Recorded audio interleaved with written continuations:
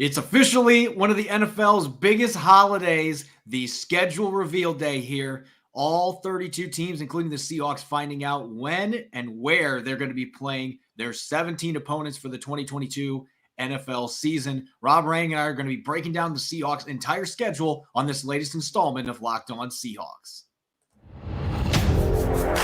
You are Locked On Seahawks, your daily Seattle Seahawks podcast. Part of the Locked On Podcast Network, your team every day.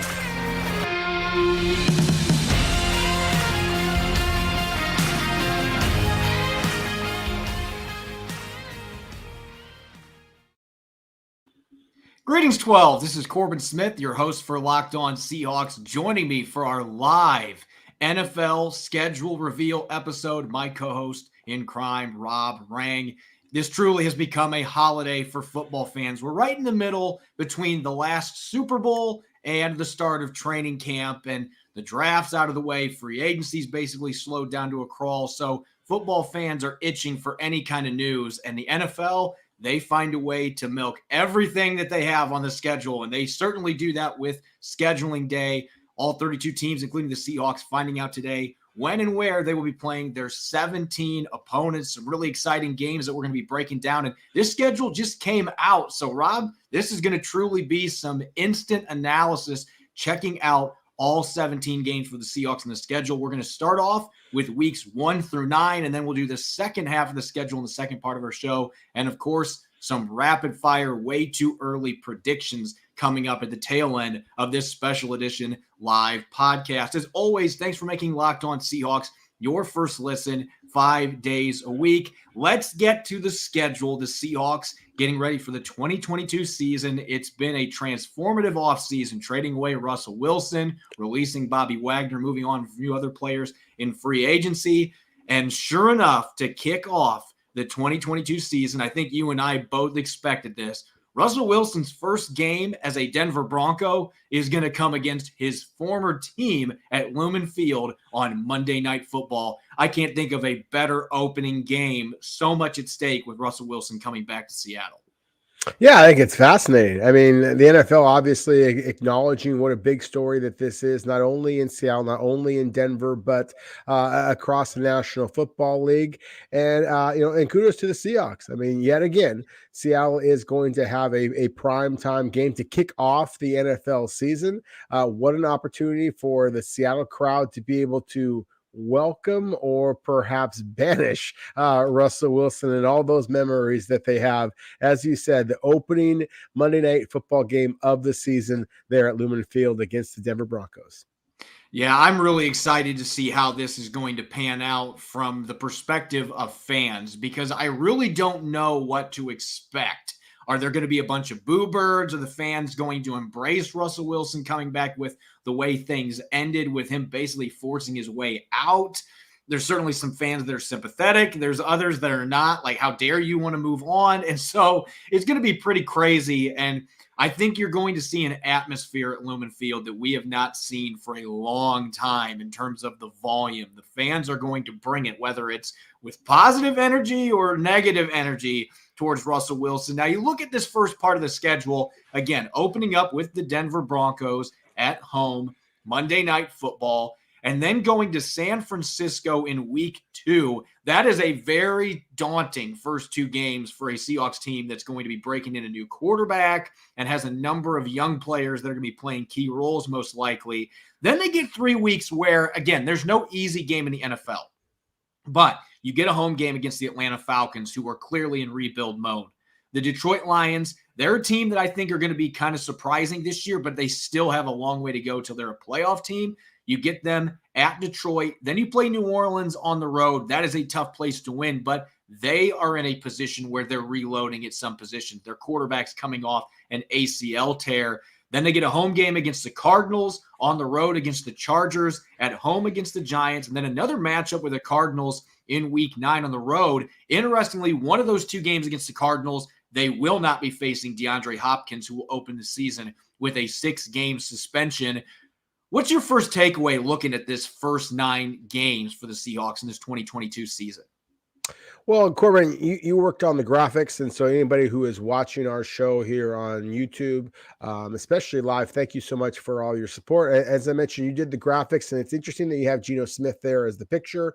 Obviously, Seattle is going to be having a new quarterback under center in their game, and to me, that's one of the first takeaways I have looking at the schedule. The Denver Broncos, obviously with Russell Wilson, San Francisco 49ers, presumably they're going to get Trey Lance onto the field. Their second-year player that, of course, they made the bold trade up a couple of years last year to bring him into the fold. Then the Atlanta Falcons with Marcus Mariota. So it's not just the Seahawks are going to be the only team that is, using a new quarterback. All three of Seattle's opponents over those first three games of the season are going to wind up having different quarterbacks. Presumably, of course, again, is the case at San Francisco 49ers. How appropriate three being the operative number here, considering that Seattle again is going to be, debuting their season at home against Russell Wilson, who of course is going to be wearing number 3, as we all know, with the Denver Broncos. I'm looking at this schedule, and maybe the positive for me, this is not, you just mentioned some of the quarterback changes. This is far from a juggernaut of quarterbacks. Obviously, Russell Wilson week 1, we know how great of a quarterback Russell Wilson is, but San Francisco, you're going to be busting out Trey Lance going to year 2. Last year, underwhelming when he played. Atlanta, Marcus Mariota, last couple of years has been a backup, and he's really the starter now because they had to move on from Matt Ryan, didn't have many other options. Detroit, it's Jared Goff, is still under center. New Orleans, Jameis Winston coming off an ACL tear. The Giants in week 8, Daniel Jones, maybe he turns the corner with a new coach coming to town. But, I mean, this is not a juggernaut of quarterbacks in the first 9 games. They do have the 2 tough games against Arizona and Kyler Murray. They get to face Justin Herbert in week 7. But really, most of this schedule, at least from the quarterback perspective, I think this is a pretty positive schedule for the Seahawks, considering they're going to be breaking in a new quarterback that most likely is not going to be near as good as Russell Wilson. They're going to have to try to win games in different ways, but you're going to be playing teams that don't necessarily have elite quarterbacks either in most of this opening part of the schedule. Yeah, I think that's a good way of looking at it. When I first looked at the opponents that Seattle was going to be facing this upcoming season, obviously we know the NFC West is, going to be a huge part of their schedule, but the AFC West opponents, you knew that was going to be daunting because the AFC West, I would argue, is the division in all of the NFL that has the best quarterbacks top to bottom. But you're right. I think that you look over the first half of the season, I think that does look like a potentially winnable schedule. And it's not just the quarterbacks. I think if you kind of go look back at that list, especially with the Atlanta Falcons there in week 3, I mean, that was a team that finished dead last a year ago, Corbin, in terms of sacks. The Denver Broncos have some talent, certainly in terms of pass rushers, but at the same time, they are going to be making a significant transition as well. In terms of defense, going from the coach that they had a year ago to brand new coaching staff this season, more of an offensive mentality. San Francisco 49ers, look, all due respect to the 49ers, obviously they're only a dropped interception away from playing for the Super Bowl. But at the same time, the Seahawks, of course, went 2-0 against those same San Francisco 49ers a year ago. And obviously they had Russell Wilson, playing at quarterback at that time. But at the same time, I don't think that the 49ers are quite as daunting to Pete Carroll and his coaching staff as perhaps that they might be from a national perspective. Yeah, I think that this first 9 games, there are certainly some difficult games on there. And with the quarterback situation, that's going to make every game tougher for the Seahawks than what it's been with Russell Wilson under center. But I think that this is a fairly favorable first 9 games. Now, we get to the second part of the schedule. I think that it's going to be a little bit tougher. We're going to look at weeks 10 through 18 coming up here in a moment as we continue our schedule reveal special edition podcast here on Locked On Seahawks. This episode is brought to you by Rock Auto. With the ever-increasing numbers of makes and models, it's now impossible for your local chain auto parts store to stock all the parts you need. Why endure often pointless or seemingly intimidating questioning and wait while the person behind the counter orders the parts on their computer, choosing the only brand their warehouse happens to carry? You have computers with access to rockauto.com at home and in your pocket. Why choose to spend 30, 50, or even 100% more for the same parts from a chain store or a car dealership? Rock Auto prices are reliably low for every customer, and they've got everything you could possibly ask for, whether it's brake parts, tail lamps, motor oil, and even new carpet. Go explore their easy-to-use website today to find the solution to your auto parts needs. Go to rockauto.com right now and see all the parts available for your car or truck. Right, Locked On in there. How'd you hear about us box, so they know we sent you. Amazing selection, reliably low prices, all the parts your car will ever need. rockauto.com. You're listening to the Locked On Seahawks podcast, Thursday edition. I'm your host, Corbin Smith. Joining me for today's special edition schedule reveal episode, my co-host in crime, Rob Rang. As always, thanks for making Locked On Seahawks your first listen 5 days a week. We just broke down the first 9 weeks of the season. Seattle getting to face Russell Wilson right off the bat, coming back to his old stomping grounds with the Broncos coming to town on Monday Night Football. Let's get to the second half of the schedule, and they get their bye week in Week 11. They're going to have a matchup against the Buccaneers in Germany in Week 10. So they get that late bye, and I've always found that to be favorable when you get a bye this late in the season. It's nice to have that extra week off after you've already played 10 games rather than getting it early in the season. But I think compared to the first half of the schedule, you look at some of the teams they're playing. Week 12, the Las Vegas Raiders. Week 13, defending champion Los Angeles Rams on the road. Carolina Panthers in Week 14, a rematch with the 49ers on Thursday Night Football. Week 15, at Kansas City on Christmas Eve. In Week 16, the New York Jets, Zach Wilson going to his second season in Week 17, and then the rematch with the Rams in Week 18.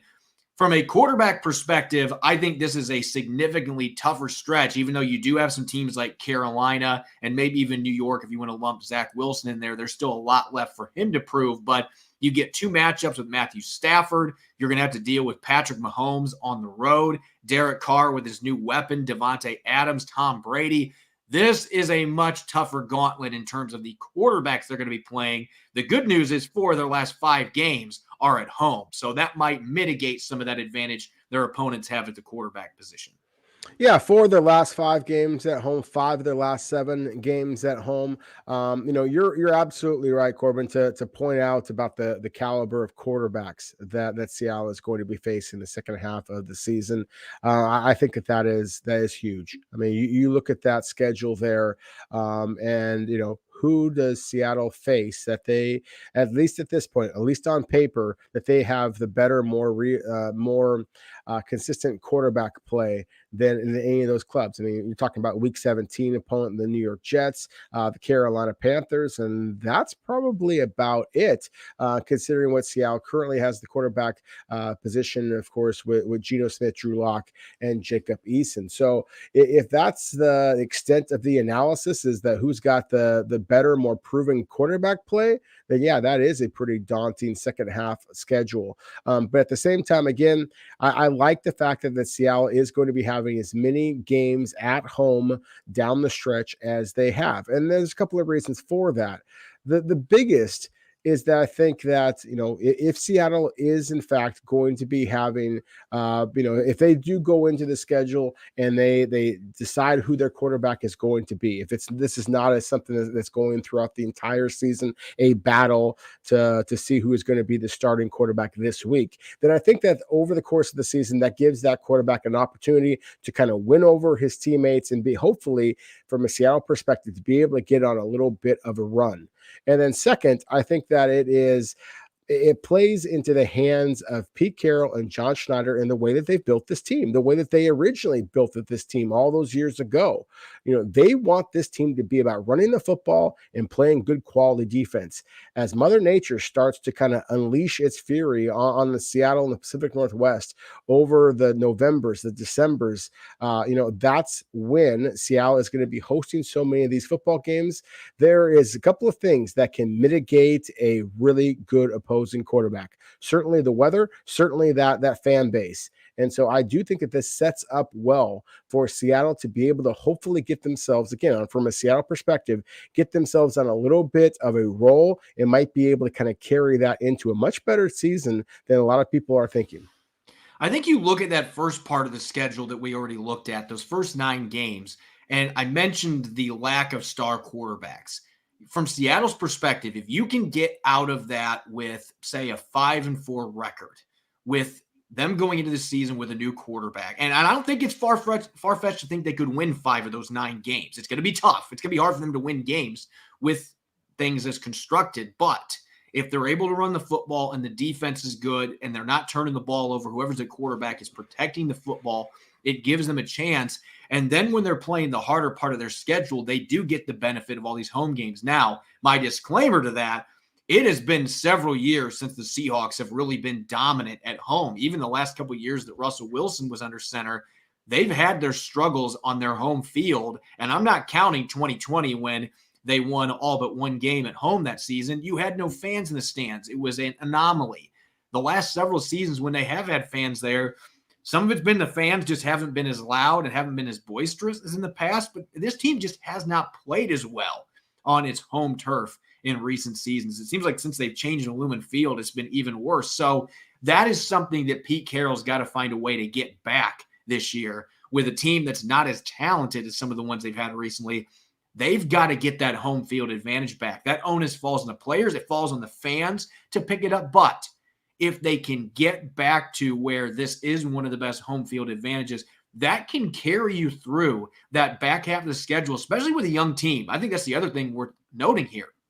If you're starting guys like Charles Cross, maybe Kobe Bryant, Abe Lucas, maybe Tariq Woolen by that point is playing some snaps. If you're playing rookies early in the year, there are going to be struggles. There are going to be growing pains. But what your hope is by the second half of the schedule, when they get their feet under them, they start to play better and start to get more comfortable with the speed of the NFL game.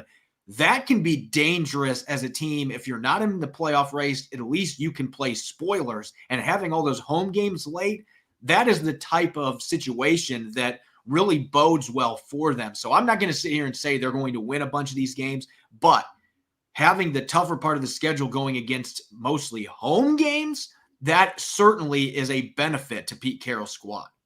No question about it. I think that you kind of danced around the idea here. This is a very young and a very hungry kind of a squad. They are not used to the success that the previous version of the Seahawks had. There is no Russell Wilson to fall back on. There is no Bobby Wagner or KJ Wright to fall back on. I mean, this team is going to have to bring it. And I think that you are also going to see a little bit of the younger, hungrier, more passionate fan base that is going to be out there. Sure, there's going to be some Seahawks fans who are going to be selling their tickets because there's going to be some teams coming into Seattle that we don't normally see. I mean, you don't see the New York Jets come to town very often. You'll see the Carolina Panthers come to town very often. And obviously the Raiders, whether they be in Oakland, Los Angeles, Las Vegas, they could make them the Ketchikan Raiders and they still would have a passionate fan base. I mean, that's just the Raiders.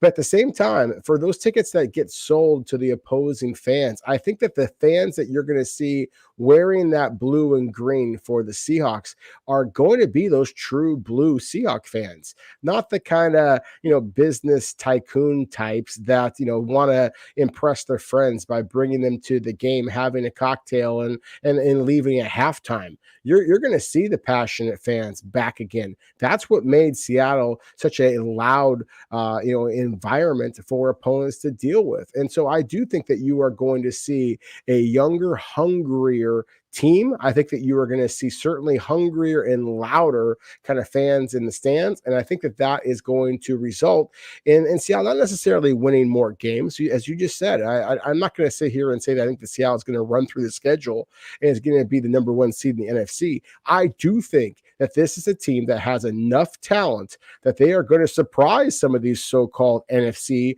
and AFC powers and get some victories down the stretch of this season that is in fact going to be that spoiler.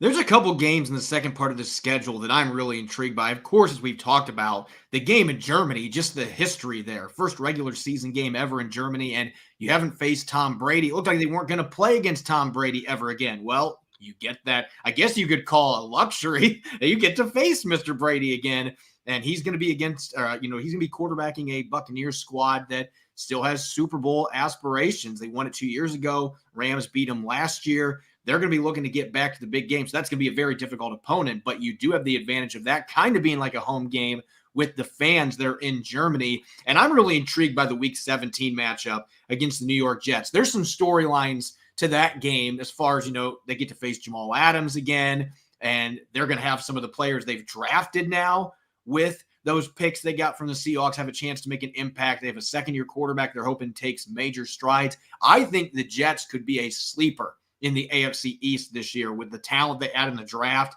and some of the players they're bringing back from last year's squad. So that is not going to be an easy game in Week 17. Again, the end of that schedule, a lot of tough teams.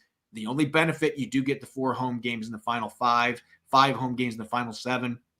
They're going to get a lot of snaps in front of the home crowd in the second half of the season. Hopefully that can will them to a few victories. Speaking of wins and losses, I know it's super early. We literally just got the schedule, but here in a moment, Rob, you and I are going to be making some way too early record predictions. We're going to be looking at the games and making some quick picks on how the Seahawks are going to finish against this 2022 slate of opponents.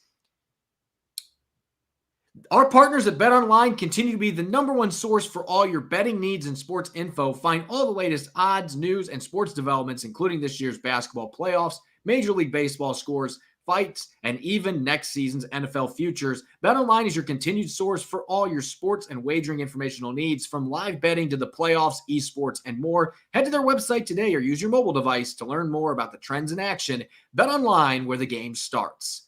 You're listening to the Locked On Seahawks podcast. I'm your host, Corbin Smith. Joining me for our special edition schedule reveal episode, my co-host in crime, Rob Rang. Thanks for making Locked On Seahawks your first listen 5 days a week. We greatly appreciate it. We've looked at the Seahawks 17 games for the 2022 schedule, kind of set up this final quarter, looking at what Seattle's going to do from a win-loss perspective. Now, it's May 12th. There's still going to be some changes on rosters. A lot of these teams, we can't base what they're going to do this year off of what they did last year. Strength of schedule, Seattle's 11th overall, 517 win percentage. That doesn't really matter in the scheme of things, though, because every team's undergone significant changes. So, Rob, let's look at this schedule, and we're going to start in Week 1 with the Denver Broncos. Russell Wilson and company coming to Lumen Field. Can the Seahawks get the victory and send Russell Wilson home 0-1 as the quarterback of the Denver Broncos? Yep, they're going to do it. Russell Wilson's 0-1 and start the NFL 2022 season. Seahawks are going to stun them. Russell Wilson is going to be Russell Wilson. He's going to make some big plays. I think that there's a chance that he's going to wind up having some kind of miraculous end to the game to win it. At the same time, I just don't think that that's what's going to happen. I think that you are going to see the Denver Broncos and a brand new coaching staff, a brand new quarterback. It's not going to be all the roses and rainbows that a lot of people kind of are anticipating. I think that there is going to be some transition there. I think you are going to have an incredibly hyped up Seattle defense running the football, playing defense, wins this ball game. Seahawks start the season 1-0.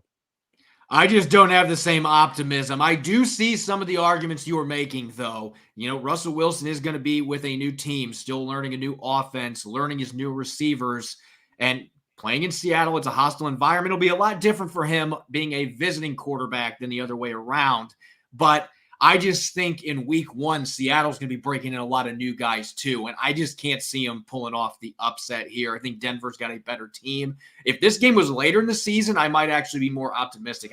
I don't see Seattle getting it done. In fact, I think they're going to start 0-2. San Francisco, they have matched up with well in the past, and they've played well in Santa Clara, but again, the 49ers, to me, they just have a few too many horses, and I worry about the young tackles. If you have Abe Lucas and Charles Cross both starting, going against Nick Bosa and company, I don't care who's under center, whether it's Geno Smith or Drew Lock or Jacob Eason or if it's Baker Mayfield.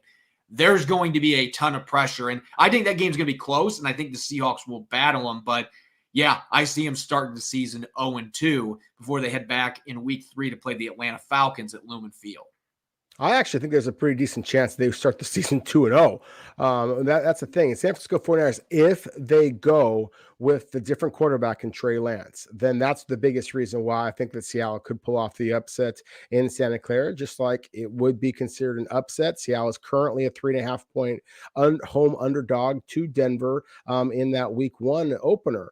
At the same time, again, the fact that it's Trey Lance, the fact that You just have a San Francisco 49ers team that you just look at what has happened in the past with teams that have gone as deep into the playoffs as San Francisco 49ers did, and that not actually hoisted the Lombardi trophy. They typically struggle, especially if they're making that quarterback transition. If Jimmy Garoppolo is a starter for the 49ers, I think that this is a victory for them. But if they have the young quarterback, then I'm not so sure that's going to be the case. But you also mentioned the young offensive tackles for Seattle, whether it be Jay Curhan, whether it be Abraham Lucan or Abe Lucas at the right tackle position. It's San Francisco's pass rush that is the biggest area of concern, in my opinion. That's why I will agree with you. I do think ultimately the 49ers do wind up winning that game. I have Seattle at this point 1-1 on the season. Looking at their next couple games, in week 3, the Seahawks hosting the Atlanta Falcons. There is no gimme in the NFL, but this is a game that I'm very confident that Seattle can win. Atlanta's got some talent at a few places, but Marcus Mariota is not their future at quarterback. I think Desmond Ridder will be starting at some point for them, maybe even week 3. He could be the starter. I think Mariota will be the starter in this game, though. I just think the Seahawks have more talent on both sides of the football. I think they'll be able to run the ball on Atlanta. So I think that's the first win that I've got them with. And I have them going to 2-2. I think Dan Campbell and the Lions are going to surprise some people, and they might be in the playoff hunt fairly late into the season. They get home field advantage, but Seattle has actually played fairly well in Detroit, and that is still a defense that I think is going to be vulnerable against run games and play action. So I'm going to go with the Seahawks being 2-2 heading into a week 5 game against the New Orleans Saints. They lose their first 2, and then they get back to 500 with wins over the Falcons and Lions, 2 of their more winnable games on this year's schedule.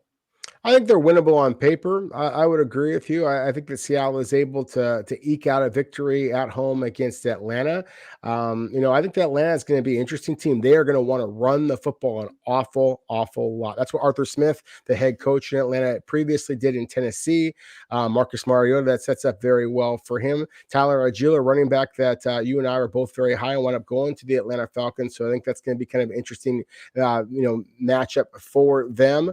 That lack of pass rush, I think, for the Atlanta Falcons is absolutely a huge concern for them. That's something I think that Seattle is going to be exploit. But at the same time, I also think that Seattle is going to struggle a little bit against Detroit. I think that Detroit is a team that is absolutely going to be ascending at this point. So to me, I agree with you. I have them at 2-2, winning the game at home against Atlanta, but going on the road and losing against the Detroit Lions.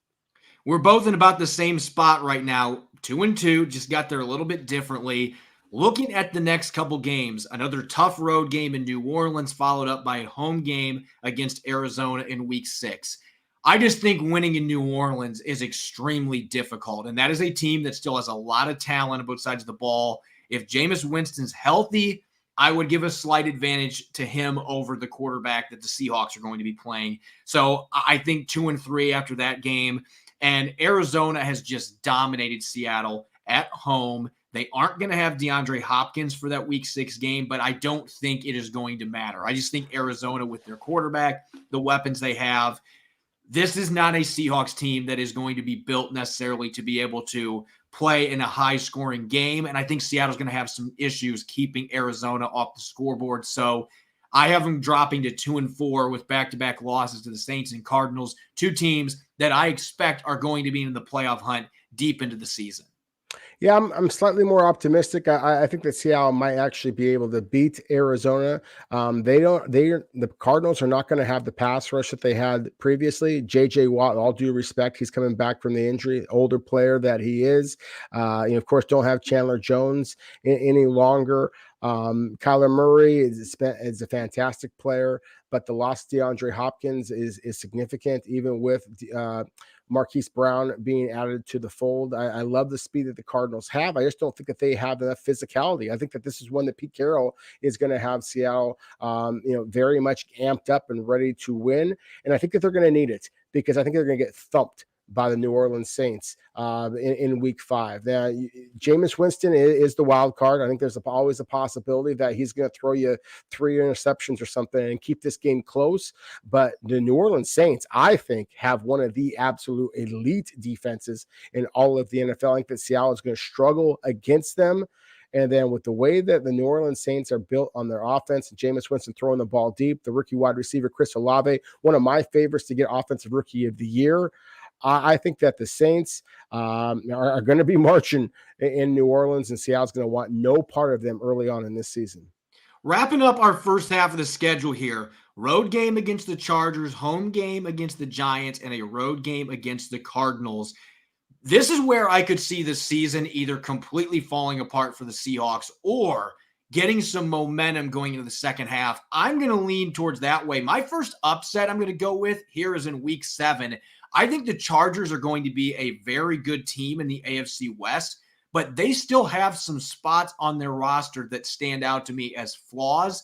And for whatever reason, when they're at home, they don't get the backing from their fan base. I think there's going to be a lot of Seahawks fans that make that trip for that game in LA. And I think it's going to feel like a de facto home game. And I think this is a Seahawks team that will get a few upsets during the season. This is one of them. I have a great respect for Justin Herbert, but I've got Seattle improving to 3-4 with an upset win over the Chargers. And then I have them winning at home against the Giants, who I think will be improved, but they still have a lot of holes in their roster. I think Seattle has a better team. And going with past trends here, I'm going with a 3-game winning streak. Seattle, they've had the injuries in Arizona, but they have won games in Arizona. And even with DeAndre Hopkins being back, I just think they play them better on the road. It's bizarre, but it's been that way for like a decade. And so I actually think Seattle is going to go into their Week 10 game against the Buccaneers in Germany, riding a 3-game winning streak and having a 5-4 record in the NFC West. Interesting. This is where you and I very much disagree, because I think that they could easily wind up going 0-3 in this stretch. The New York Giants, I think, are easily the most winnable of these 3 opponents. I think the Chargers are a team that, it's the Chargers. It seems like every year in August, and after the draft, teams are saying, or people are saying, the Chargers could be competing for a Super Bowl this year. I think this might be the Chargers team that actually is competing for a Super Bowl this year. I think that the Chargers are a very, very good football team. I just like the way that they match up with virtually everybody, especially a team like the Seahawks that just doesn't have that elite quarterback play, at least presumably. The Giants, I look at their front, and I just don't know how Seattle, especially with the young offensive line that I'm anticipating, how are you going to stop guys like Kayvon Thibodeau, like Dexter Lawrence, and of course, like now I'm spacing on his name, but Leonard Williams. Leonard Williams, exactly, one of the best defensive linemen in all of the NFL. I think that is a 3-man just monster that Seattle is really going to struggle with. I do not think that Daniel Jones is a better quarterback than, frankly, Seattle's backups. But at the same time, I also think that Seattle's going to struggle to score points in that game. And the Cardinals on the road, I gave Seattle a possible victory against Arizona earlier this year, but I think that they could wind up going 0-3 on the stretch and very much needing to kind of lick their wounds a little bit as they head into that bye. And that would make them 3-6 on the season. Your projection 5-3 in mine, or 5-4 in mine. So we're trending in a little different directions. Now let's get to the second half of the schedule. In Germany, Week 10, Tom Brady and the Buccaneers. This is the game that I think is going to turn into a massacre. Even though the Seahawks are playing in Munich, and I expect they're going to have a very good home crowd in Europe, and I don't think that's going to be enough to offset the fact the Buccaneers have Tom Brady and they have a much more talented team across the board. So I think they drop back to 500 going into their bye. And then I think you've got 2 really tough games off of that. So you just had your 3-game losing streak. Here's mine. I just think Derek Carr and the Raiders with Devontae Adams added to the fold, some of the players they have on defense, even at home, I think that's going to be a very difficult game for the Seahawks to win. And then going to LA has been a nightmare with Russell Wilson. I don't see that changing with Drew Lock or Geno Smith under center. So they're going to be going into Week 14 with a 5-7 record, losing those 3 consecutive games. I think that is the toughest part of their schedule. Buccaneers, Raiders, and Rams on the road in 3 consecutive games. That is a chance to be an absolute disaster for the Seahawks. It does, and there is, of course, that Week 11 bye in between the Buccaneers and the Raiders. I expect Seattle to lose against Tom Brady and the Bucs, although Well, let's just kind of pause for a moment and just acknowledge, as we did earlier in today's show, Corbin, just what an honor, frankly, the Seahawks should take about being one of the first two NFL teams to be playing in Germany. I mean, that's just awesome. I mean, and so, even if you do get beat by Tom Brady, and I don't think that it's a given. I think that Seattle is going to be ready to compete there. I think there's going to be a lot of fans, as you mentioned, that are going to be there, supporting the Seahawks. And they're an incredibly popular team across the entire world. At the same time, I just think the Tampa Bay Buccaneers are too much. They get that victory. I think the Seattle's going to come home after that Week 11 bye against the Raiders, and the Raiders fans are going to come, strong to Seattle. But at the same time, that to me is the game that I do think that Seattle might be able to muster out a win. So I'm going to just kind of give Seattle the benefit of the doubt in that one against the Raiders and be able to eke out a victory. But yeah, I would agree with you wholeheartedly that Seattle struggled as much as they did against the Los Angeles Rams now for several years in a row. I don't think that's going to change anytime soon. And so I have the Rams winning that game. So Seattle winning one of those last 3 games. So one of the last 6 on your projections, and there might be a lot of Seahawk fans that think this is how this is going to play out. Now, looking at the closing stretch, 4 games at home in the final 5. This is where I think the Seahawks can make some leeway. They're 5-7 right now in my projections. I think they have a better team than Carolina. They're playing at home. This is probably the game that seals the fate of Matt Rule getting fired. I've got the Carolina Panthers losing to the Seahawks in Week 14. Seattle claws back within a game of 500. And then Week 15, Thursday Night Football, I expect the 49ers are going to be in the thick of things in the NFC West. I already had them beating the Seahawks. But this game is at home, and I think Seattle is going to split the series with San Francisco. So back-to-back wins, they're back to 500 at 7-7. And then looking at the final 3 games, if you're 7-7 here, you got a chance to get above 500. But man, they've got some brutal games here. I see no way they compete with the Kansas City Chiefs at Arrowhead Stadium. I think that's going to be a Christmas Eve massacre. Not going to be a fun way to go into the holiday. I think they edge the New York Jets in Week 17. It's going to be a very competitive game, but I think Seattle wins that one at home. And then the Rams coming to town. I just can't see them beating the Rams this year. They don't have enough talent. The Rams are too good of a football team. I think the Rams are still going to have something to play for in Week 18 in terms of seeding. So they are 7-7 going into that stretch. They end up finishing 8-10 in my projections. And I think if the Seahawks win 8 games this year, that's a fairly successful season, given the turnover they've had on the roster this offseason. No, I would 100% agree with you. In fact, that's a much better record than I think that Seattle is going to wind up with, and you're going to about to hear me break it down here. I think that they can beat the Carolina Panthers to kind of start off this new stretch here, starting at Week 14. I wish I had your same kind of confidence in San Francisco 49ers. I just think that the talent in San Francisco is better than it is in Seattle. I think that the 49ers, if they do have some early struggles, I think that they will be able to right the ship. That is something that San Francisco has done over the years. And so I fully expect that. Whether it be Trey Lance, the quarterback, or Jimmy Garoppolo, that to me is one of the big storylines of the entire NFL season. But I do expect that San Francisco be able to kind of get hot as the season goes on. Yeah, I would argue that the matchup at Arrowhead is as daunting as any in Seattle's entire season. And so I would expect them to lose against the Chiefs. I do think that they're going to be able to bounce back against the New York Jets. I think that that's an interesting team, a team that is going to be just like the Carolina Panthers I mentioned before, a team that Seattle matches up pretty well with on paper. I think that this is going to be kind of a fascinating game to see which young team is still playing very, very hard for their coaches. And Pete Carroll, of course, and then Robert Saleh with the Jets. We're talking about 2 energetic coaches that, just kind of coach with fire and intensity. I think it's going to be interesting to see who Seattle or what Seattle is playing like at that point. If their players are still, playing with the same type of passion. I think that they will be. So I'm going to give Seattle the victory against the New York Jets, but I have a hard time believing that they are going to be able to win the final game of the 2022 regular season at home against the Rams. I think there's a possibility that the Rams are basically, done. They've won the division and they are moving forward at that point. And so Seattle might be able to sneak a victory against basically the backups for LA, but I don't think that that's guaranteed at this point. That's why I have the Rams winning that game.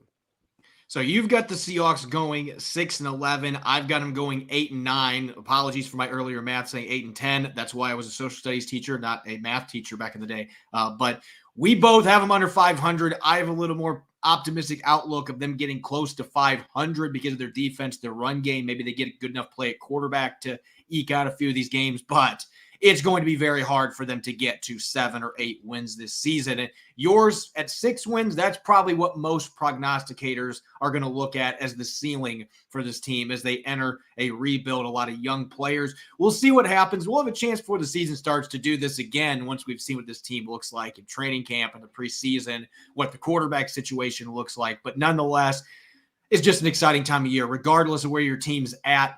Schedule reveal day, one of the most exciting times during the offseason for football fans. As always, thanks for making Locked On Seahawks your first listen 5 days a week. And make sure to check out the Locked On NFL podcast for your second listen. The schedule may be dark this time of year, but the NFL never stops. And neither does Locked On NFL. Get insights and opinions from hosts, including Ross Jackson, Chris Carter, and Tony Wiggins, plus local Locked On NFL hosts repping all 32 squads. There's no offseason for real fans, so make sure you're subscribed to the Locked On NFL podcast on YouTube and wherever you get your podcast. You can follow me on Twitter at Corbin Smith NFL. You can follow Rob at Rob Rang. Make sure to check out the Locked On Seahawks podcast on Apple Podcasts, Google Podcasts, Spotify, and streaming 5 days a week on YouTube. Coming up tomorrow, I'll be rejoined by Nick Lee. We'll continue our Inside the Seahawks draft series with Tyreek Smith, the pass rusher out of Ohio State, and we're going to continue looking at the 2022 schedule.